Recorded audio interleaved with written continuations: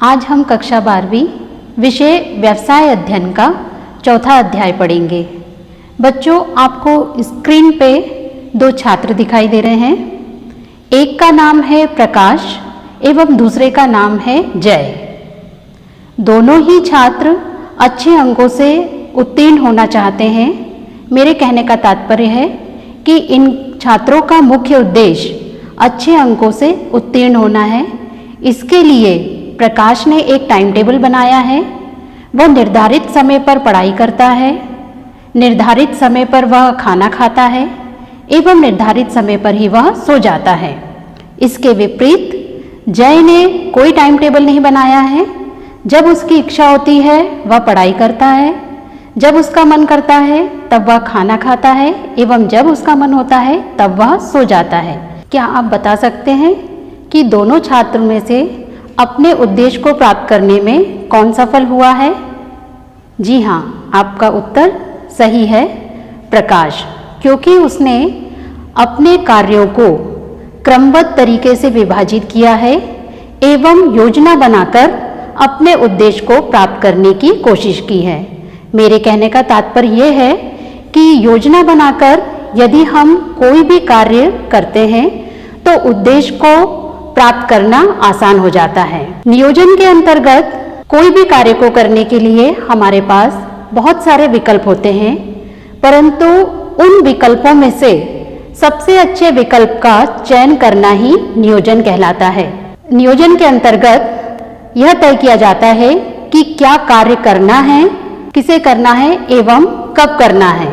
अब हम नियोजन की विशेषताओं को देखते हैं। पहली विशेषता है उद्देश्य पर आधारित। योजना बनाने के लिए हमारे सामने एक उद्देश्य होना चाहिए। उस उद्देश्य को ध्यान में रखकर हम क्रमबद्ध तरीके से कार्यों का विभाजन करते हैं। जैसे आप सभी 12वीं कक्षा के छात्र हैं तो आपके सामने उद्देश्य है। आप सभी ने अपने प्रतिशत को निर्धारित किया होगा कि आप 12वीं कक्षा में कितने प्रतिशत लाना चाहते हैं और उसके अनुसार अब आप मेहनत करेंगे।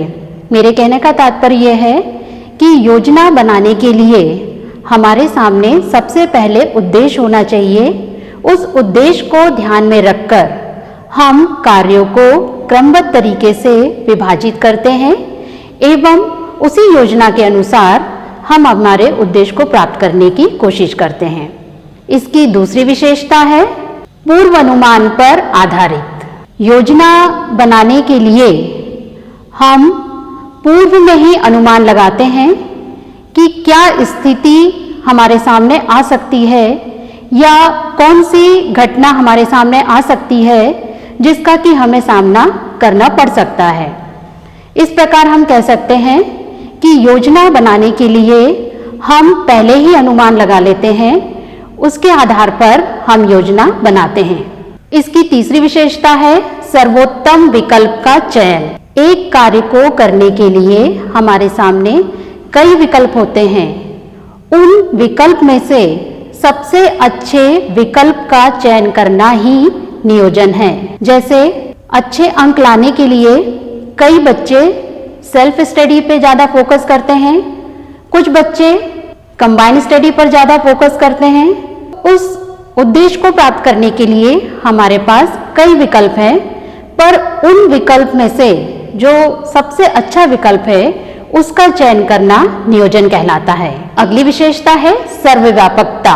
अतः नियोजन की आवश्यकता हमें सिर्फ व्यवसाय में ही नहीं पड़ती, बल्कि छोटी संस्था हो या बड़ी संस्था हो, सभी में नियोजन की आवश्यकता पड़ती है। उदाहरण के लिए एक विद्यालय भी वर्ष भर के लिए अपनी योजना तैयार रखता है।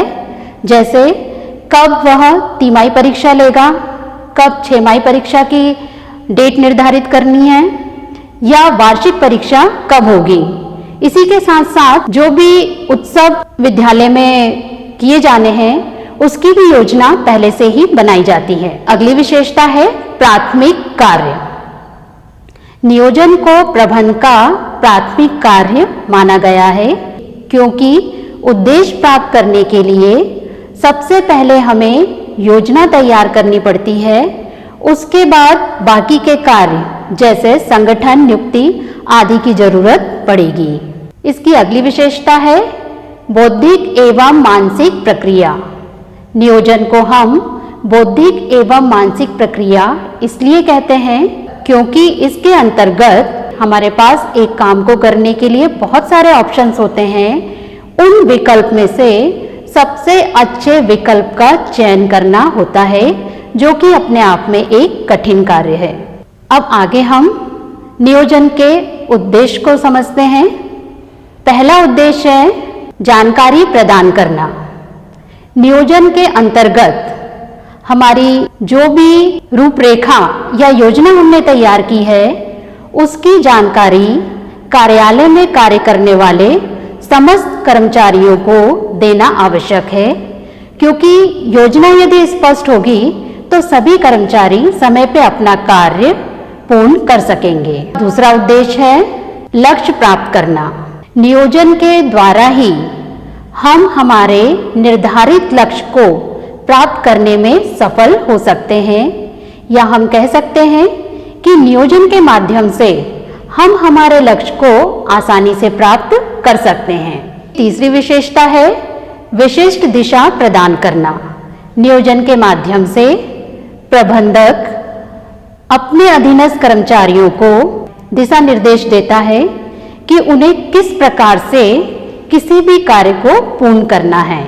प्रबंधक के आदेश अनुसार सभी कर्मचारी अपने कार्य को पूर्ण करते हैं।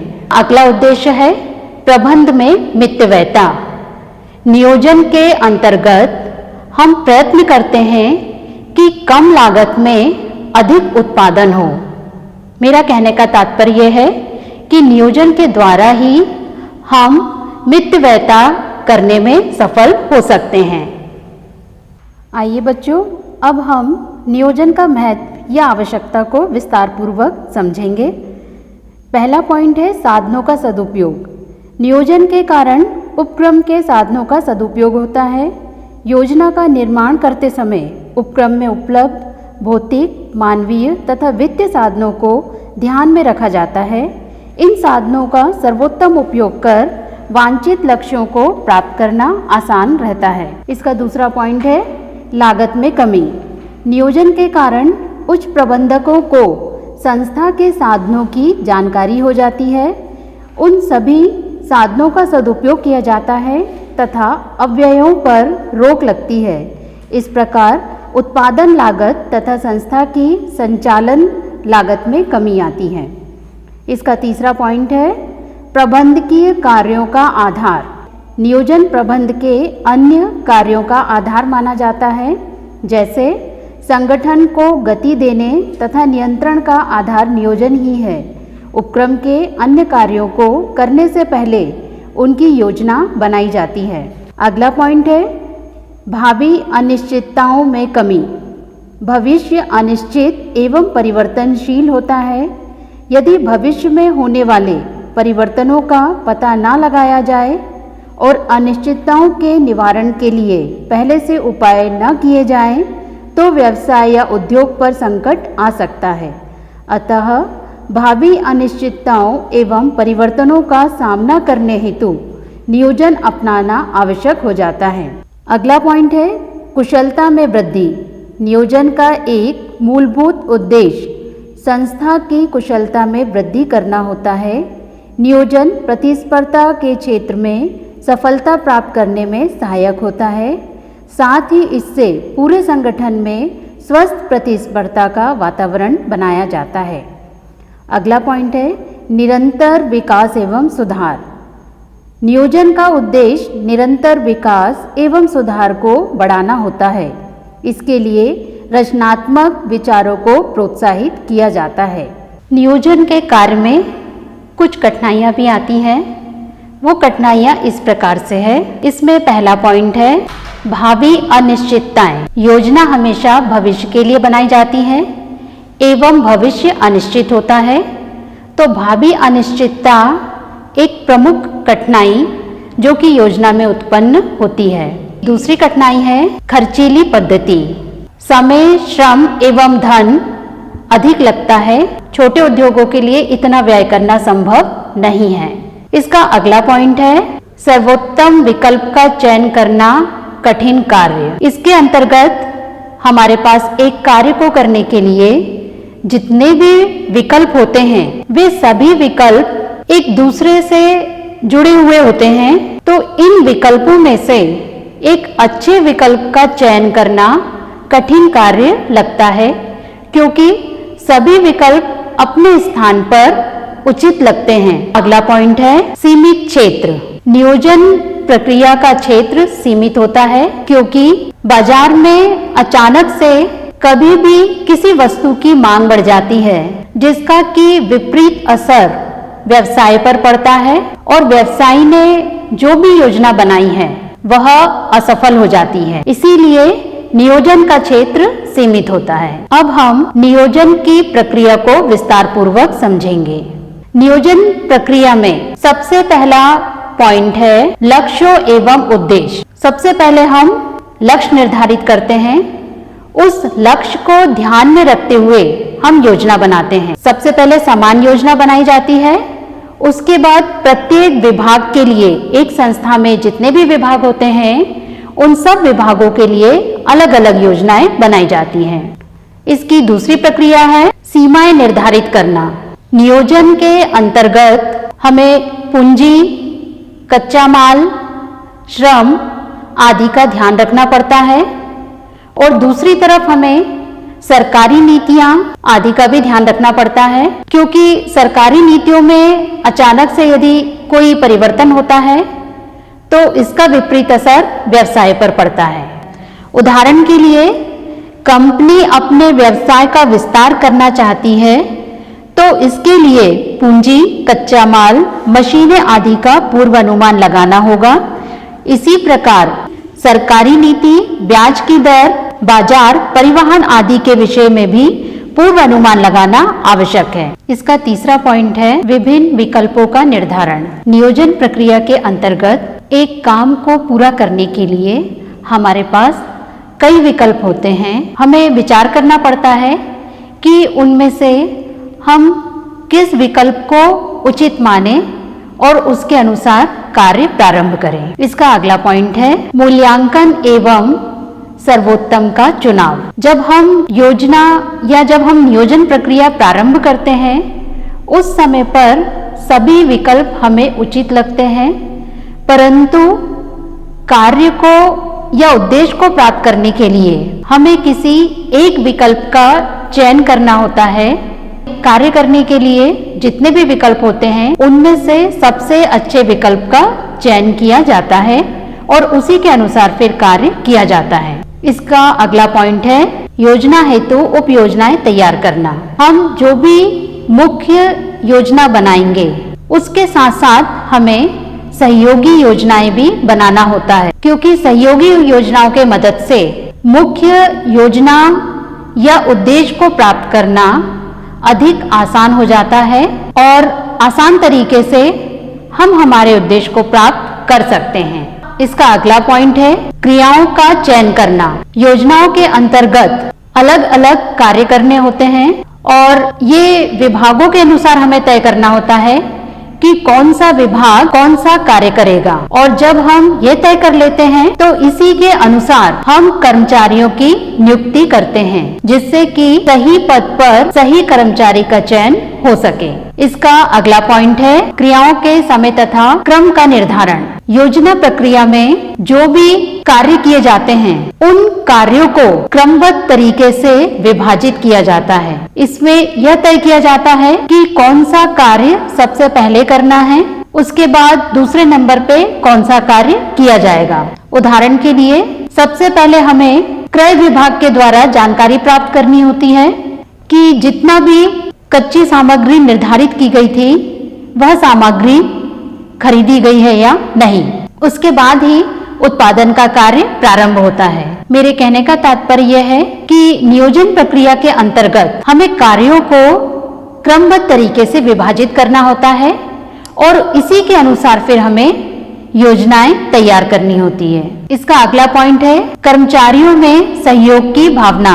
चाहे हम कितनी भी अच्छी योजना बना लें, परंतु जब तक प्रबंधक एवं कर्मचारी का सहयोग नहीं मिलेगा तब तक वह योजना सफल नहीं हो सकती। अतः नियोजन प्रक्रिया में कर्मचारी एवं प्रबंधक का सहयोग मिलना आवश्यक है। अगली प्रक्रिया है अनुगम एवं समीक्षा। अनुगम इसलिए जरूरी है क्योंकि आवश्यकता एवं परिस्थिति बदलती रहती है, तो उसी के अनुसार हमें योजना को भी बदलना पड़ता है और उद्देश्य को प्राप्त करने के लिए समीक्षा भी आवश्यक है कि हम सही दिशा में अपने उद्देश्य को प्राप्त कर पा रहे हैं या नहीं। अब हम नियोजन के तत्व, घटक या प्रकार को विस्तार पूर्वक समझेंगे।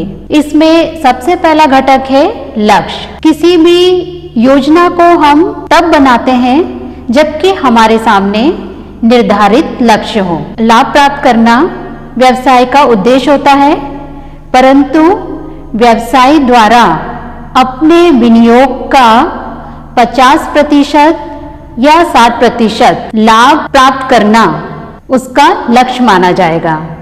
मेरे कहने का तात्पर्य यह है कि जब हम हमारे विनियोग को प्रतिशत में या अंकों में निर्धारित कर लेते हैं तब वह हमारा लक्ष्य बन जाता है। लक्ष्य के अंतर्गत इन बातों पर ध्यान दिया जाता है। पहला, उत्पादन की किस्म में सुधार। दूसरा, नए उत्पादन का निर्माण। तीसरा, ग्राहकों की संख्या में वृद्धि। और चौथा है योग्य कर्मचारियों की नियुक्ति। इसका दूसरा पॉइंट है उद्देश्य। मैंने आपको बताया उद्देश्य सभी का समान हो सकता है, किंतु लक्ष्य सभी के अलग अलग होते हैं। लाभ प्राप्त करना सभी व्यवसाय का मुख्य उद्देश्य होता है। इसके अंतर्गत उद्देश्य तय किया जाता है कि किस उद्देश्य को प्राप्त करने के लिए कार्य किया जा रहा है। उद्देश्य में प्रमुख बातें जो कि हमें ध्यान में रखनी है वह है उद्देश्य स्पष्ट होने चाहिए ताकि सभी कर्मचारी अच्छे से समझ सकें। अलग अलग विभागों के लिए अलग अलग उद्देश्य होने चाहिए क्योंकि प्रत्येक विभाग का अलग कार्य है, इसीलिए अलग अलग विभागों के लिए अलग उद्देश्य तय करना जरूरी है। उद्देश्यों की निरंतर समीक्षा की जानी चाहिए जिससे कि हम कर्मचारियों की जो भी दिक्कतें हैं या उनकी जो भी समस्याएं हैं उसका समाधान कर सकें। इसके लिए प्रबंधक समय समय पर समीक्षा करता है। उद्देश्य प्राप्त करने योग्य होनी चाहिए। उदाहरण के लिए बिक्री में 10% की वृद्धि करना, ये उद्देश्य है। इसका तीसरा पॉइंट है व्यू रचना। व्यू रचना या रणनीति अन्य प्रतियोगी को ध्यान में रखकर बनाई जाती है जिससे कि व्यावसायिक मैदान में उन्हें हराया जा सके। इसको तय करते समय हमें प्रमुख बातें जो ध्यान में रखनी है वह है व्यू रचना का निर्माण उच्च स्तरीय प्रबंधकों द्वारा किया जाता है। इसमें संसाधनों के उचित प्रयोग पर ध्यान देना आवश्यक है। व्यू रचना को उचित रूप से लागू करना आवश्यक होता है। उदाहरण के लिए भारतीय कार बाजार पर मारुति उद्योग लिमिटेड का एक अधिकार समाप्त करने के लिए टाटा मोटर्स द्वारा सामान्य भारतीयों के लिए नैनो जैसी सस्ती कार बाजार में उतारी गई। इसका अगला पॉइंट है नीतियाँ। नीति वह विवरण है जिसके द्वारा मध्य स्तरीय प्रबंधक अपने अधीनस्थ कर्मचारियों या निम्न स्तरीय प्रबंधक को दिशा निर्देश करता है एवं कार्य करवाने का प्रयास करता है। इसके द्वारा अपने अधीनस्थ कर्मचारियों को दिशा निर्देश दिए जाते हैं और कर्मचारियों का आवश्यक मार्गदर्शन किया जाता है। इसमें जो बातें ध्यान रखनी है वह है नीतियां सदैव उद्देश्यपरक होनी चाहिए। नीतियां निश्चित एवं स्पष्ट होनी चाहिए। नीतियां उद्देश्यों से भिन्न होती हैं। नीतियां अधिकार क्षेत्र निश्चित करती हैं। इसका अगला पॉइंट है कार्यविधियां। कार्यविधियां वह विवरण है जो कार्य करने के तरीके को निश्चित करती है। एक प्रबंधक का यह प्रयास होता है कि आसान तरीके से वह अपने अधीनस्थ कर्मचारियों से कार्य करवाए जिससे कि वो आसानी से अपने उद्देश्य को प्राप्त कर सकें। इसमें विभिन्न क्रियाओं का क्रम निश्चित किया जाता है। उदाहरण के लिए यदि हमें अपने उपक्रम के लिए कर्मचारियों की आवश्यकता है तो उसके लिए सबसे पहले भर्ती करनी होगी, उसके बाद लिखित परीक्षा, उसके बाद साक्षात्कार। इस प्रकार से क्रम निश्चित किया जाता है और उचित पद पर उचित कर्मचारी का चयन किया जाता है। क्रमशः भर्ती, चयन, लिखित परीक्षा, बुद्धि परीक्षा, साक्षात्कार, प्रशिक्षण आदि प्रक्रियाओं को अपनाया जाएगा। इस प्रकार कार्यविधियां क्रियाओं का क्रम निश्चित करती हैं। इसका अगला पॉइंट है पद्धतियां। एक कार्य को करने के लिए अनेक पद्धतियां होती हैं, परंतु हम उस पद्धति का चुनाव करते हैं जो उपयुक्त हो एवं सरल हो, जिससे कि कम लागत में अधिक उत्पादन संभव हो सके। इसका अगला पॉइंट है नियम। नियम वह योजना है जो हमें बताता है कि किसी भी परिस्थिति में क्या कार्य करना है और क्या कार्य नहीं करना है। जो भी उपक्रम या संस्था के नियम के विपरीत चलता है उसे दंड दिया जाता है। अतः नियम को मानना सभी कर्मचारियों के लिए अनिवार्य होता है। उदाहरण के लिए संस्था में दैनिक मध्यांतर के समय कोई भी कर्मचारी संस्था परिसर के बाहर न जाकर कैंटीन में ही अपना स्वल्पाहार, चाय आदि लेगा। ये एक नियम है जो सभी कर्मचारियों पर समान रूप से लागू होगा। इसका अगला पॉइंट है बजट। बजट वह योजना है जो परिणामों के संख्यात्मक एवं गणनात्मक पूर्वानुमान होते हैं। बजट का उद्देश्य पूर्व निश्चित होता है, इसका संबंध भविष्य से होता है। बजट हमेशा विशेष अवधि के लिए ही बनाया जाता है।